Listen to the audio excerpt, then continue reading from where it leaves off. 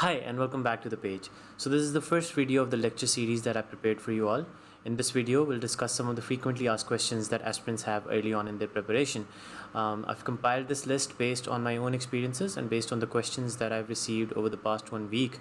By the end of this video, I hope we'll have answers to all of these confusions that aspirants have early on in their CSS journey.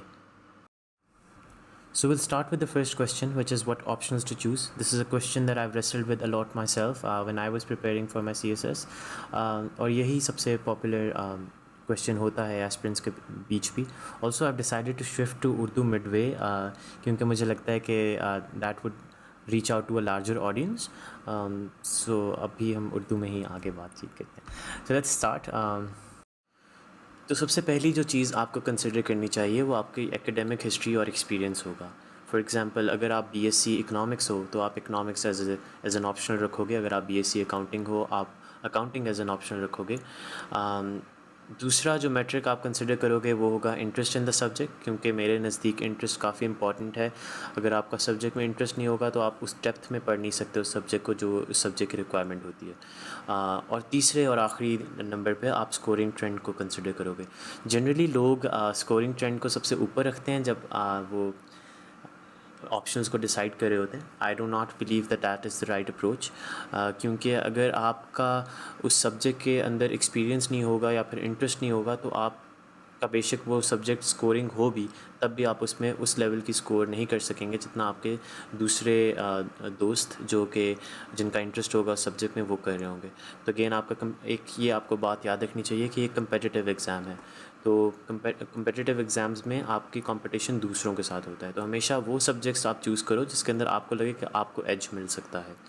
तो again scoring trend is an important metric, आपको उसको consider करना चाहिए, लेकिन उसको इतना ऊपर ना रखें कि वो आपके एक्सपीरियंस और इंटरेस्ट को ओवरलैप कर रहा हो. तो that is an important thing to note. अगर मैं अपना एक्सपीरियंस शेयर करूँ तो मेरे लिए ज़्यादातर एक्सपीरियंस और इंटरेस्ट का ही रोल था. फॉर एग्ज़ाम्पल मैंने यूएस हिस्ट्री इसलिए रखा था क्योंकि मुझे ब्लैक हिस्ट्री का बहुत शौक़ था. मैंने मैल्कम एक्स के बारे में पढ़ा हुआ था और इस तरह से मुझे वैसे ही एक काफ़ी शौक़ था पढ़ने का कि किस तरह से एक कॉलोनियल स्टेट एक सुपर पावर में तब्दील होती है. क्योंकि यूएस की स्टोरी यही है कि वो एक ब्रिटिश कॉलोनी से शुरू हुई थी और आज एक सुपर पावर का रुतबा रखती है. तो ये एक इंटरेस्ट था मेरे लिए. दूसरा जो सब्जेक्ट मैंने रखा था वो जर्नलिज़म था. उसके अंदर भी मेरा इंटरेस्ट और एक्सपीरियंस ही मैंने कंसिडर किया था. For example I was very interested in the role of media in the information age जहाँ पे हम लोग रह रहे हैं. मीडिया का एक स्टेट के अंदर बहुत बड़ा रोल होता है. सॉफ्ट पावर प्रोजेक्शन से लेके आप किस तरह से अपना एजेंडा फॉरवर्ड करते हो. तो उस तरह से इंटरेस्ट था. फिर मुझे कुछ किताबें मैंने जो पढ़ी थी, फॉर एग्ज़ाम्पल चॉम्स्की की मैन्युफैक्चरिंग कॉन्सेंट, उससे मुझे मीडिया के रोल का बहुत एक इम्पॉर्टेंट एस्पेक्ट पता चला था. किस तरह से मीडिया के through first world countries third world countries के ऊपर कंट्रोल रखती हैं. तो these are some of the things that are very appealed to me. तो इस वजह से जर्नलिज़म जब मैं पढ़ भी रहा था तो मैं काफ़ी इंटरेस्ट के साथ पढ़ रहा था. तो I hope with this video you will have some understanding of this kind of subject you should be choosing, जिसके अंदर आपका एक्सपीरियंस भी हो, आपका इंटरेस्ट भी हो और at the end of the day वो एक अच्छा स्कोर आपको ला के दे सके. क्योंकि ऑप्शनल्स की आप कौन से ऑप्शनल डिसाइड करते हो बहुत इंपॉर्टेंट होता है CSS के अंदर. तो I hope the video helps you with that. And now we move on to the next question. तो अगला क्वेश्चन जो जनरली एस्पिरेंट्स का होता है वो यही होता है कि आप किस तरह से तैयारी शुरू करें, हाउ टू स्टार्ट प्रिपेयरिंग. तो before I comment on that I will be going over some of the road blocks that aspirants face early on in the preparation. तो सबसे पहला जो रोड ब्लॉक मेरे नज़दीक है वो ये आता है कि आपको समझ नहीं आती कि आप किन सब्जेक्ट से स्टार्ट करें. तो you are unsure which subjects to start with. दूसरा आपका बर्नआउट फेज़ आ जाता है जिसमें आपका दिल नहीं करता पढ़ने का, आपका दिमाग उस पोटेंशियल पे काम नहीं कर रहा होता, आप बोर हो जाते हो. तो दैट्स वेरी ह्यूमन और ये भी सबके साथ होता है. तीसरा आ जाता है कि अगेन 12 सब्जेक्ट्स हैं, आप किस तरह से टाइम अपना डिवाइड करें उनके बीच में. तो वो एक प्रॉब्लम आती है एस्पिरेंट्स को. तो जहाँ तक कि आपको स्टार्ट लेने का प्रॉब्लम का है, उसके अंदर मेरे लिए जो काम की थी बात वो ये थी कि जनरली आप शुरू में सबसे ज़्यादा मोटिवेटेड होते हैं CSS में. तो उस शुरू में आपको ऐसा सब्जेक्ट चूज़ करना चाहिए जो आपको जनरली सबसे ज़्यादा डीमोटिवेट करता हो. इसमें आ जाते हैं वो सब्जेक्ट्स जिसके अंदर आपका इंटरेस्ट ना हो, वो सब्जेक्ट जो बहुत डेंस हों. ताकि आप अगर उनको शुरू में जब आप अपने मोटिवेशनल स्टेज पे कर लेंगे, तो फिर जब लेटर स्टेज में जब आप थोड़ा डीमोटिवेट होंगे तो आप इंटरेस्टिंग सब्जेक्ट्स को टैकल कर सकते हैं। तो इस तरह से अगर आप देखें तो मेरे लिए फ़ॉर एग्ज़ाम्पल पाकिस्तान अफेयर्स और जनरल साइंस और इस्लामियात कुछ ऐसे सब्जेक्ट्स थे जो कि काफ़ी डेंस थे। इनमें इंटरेस्ट था मेरा, लेकिन मेरे नज़दीक ये काफ़ी डेंस थे क्योंकि इनके अंदर काफ़ी रीडिंग्स की ज़रूरत थी और काफ़ी ज़्यादा आपको एफ़र्ट करनी पड़ती थी। तो उनसे मैंने स्टार्ट लिया। अब मैं ये करता था कि अगर मैं किसी दिन पाकिस्तान अफेयर्स कर रहा हूँ तो मैं साथ ही कोई एक ऑप्शनल इंटरेस्टिंग वाला इंक्लूड कर लूँगा। फॉर एग्ज़ाम्पल अगर मैं पाकिस्तान अफेयर्स कर रहा हूँ तो मैं यूएस हिस्ट्री साथ इंक्लूड कर लूँगा। इससे ये होता था कि मैं बोर नहीं होता था, तो ये बर्नआउट फेज़ वाला एरिया भी मेरा कवर हो जाता था। तो इसी तरह से जब आप सब्जेक्ट्स में टाइम डिवाइड करने की बात करते हैं तो कुछ सब्जेक्ट्स के आपको 3-3 हफ़्ते चाहिए होते हैं, 1 महीना चाहिए होता है तैयारी करने के लिए। कुछ आपका 1.5 हफ़्ते में तैयारी हो जाती है कुछ सब्जेक्ट्स की, ऑप्शनल स्पेशली।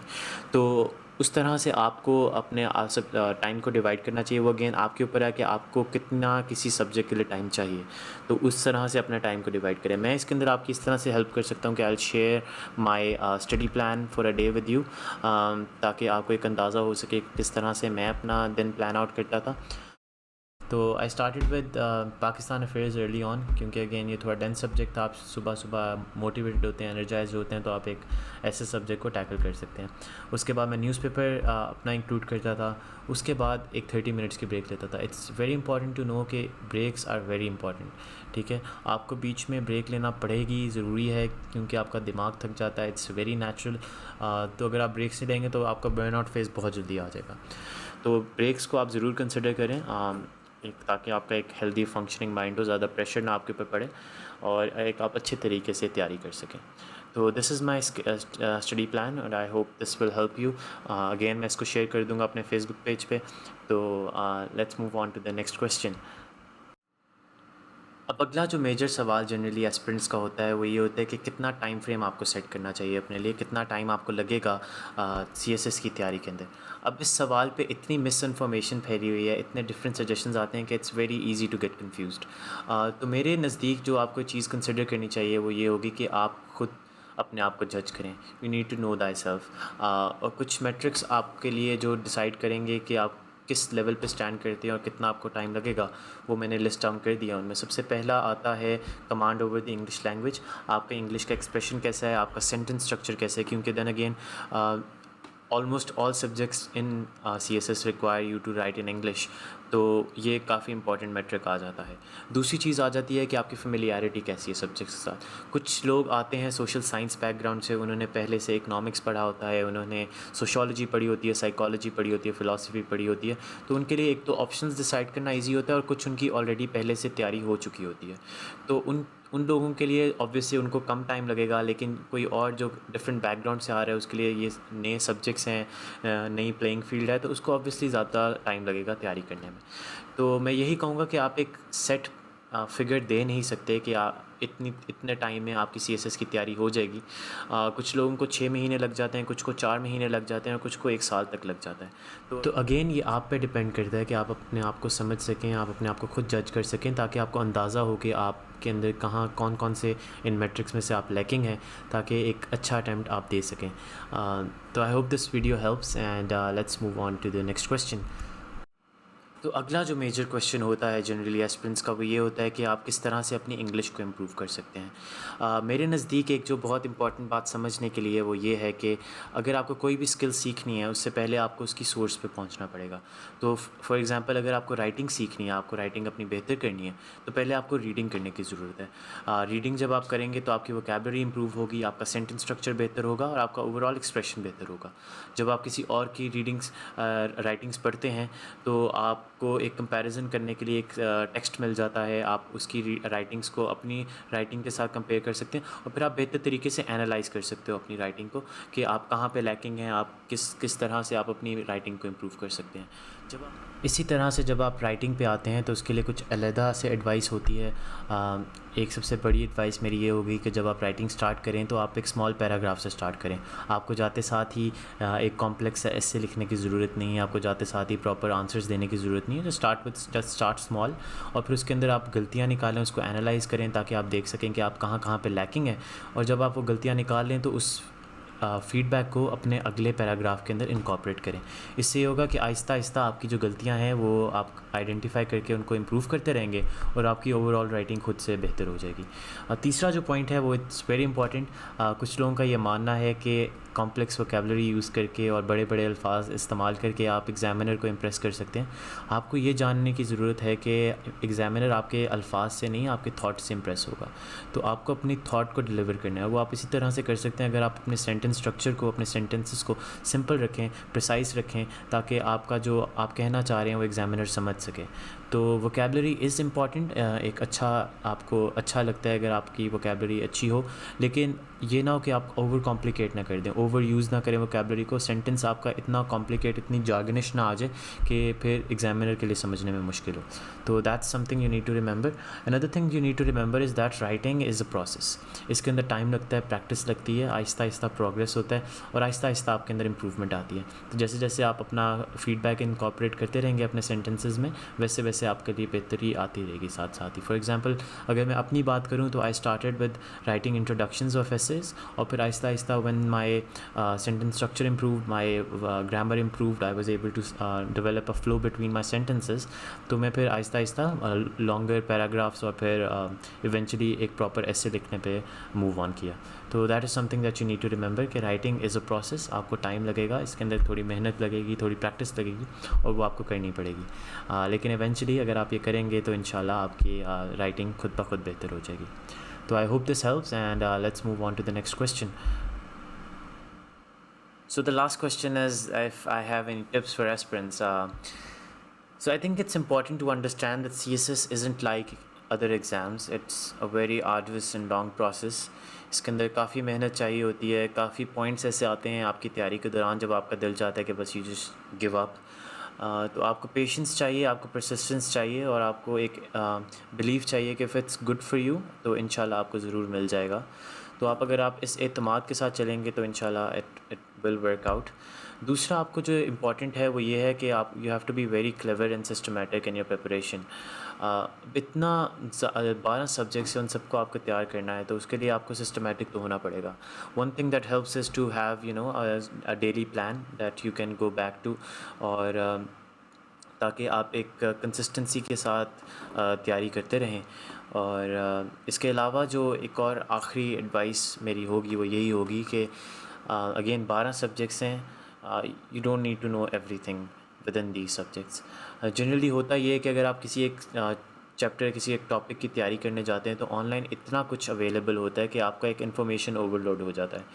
तो एक रूल ऑफ थंब मेरा ये था कि अगर मैं कोई टॉपिक की प्रिपरेशन करने जा रहा हूँ ऑनलाइन स्पेशली, तो मैं उसके लिए 5 से ज़्यादा लिंक्स को यूज़ नहीं करूँगा। उन 5 लिंक्स के थ्रू ही मैं अपनी तैयारी करूँगा। अगर आगे मेरे पास टाइम हो और मुझे लगे कि कोई एक टॉपिक मेरा लैकिंग है तो उसके लिए फिर मैं और रिसर्च कर लूँगा। तो आपको ये जानना ज़रूरी है कि आपको सब कुछ जानना ज़रूरी नहीं है। You need to be very clever with that in that regard.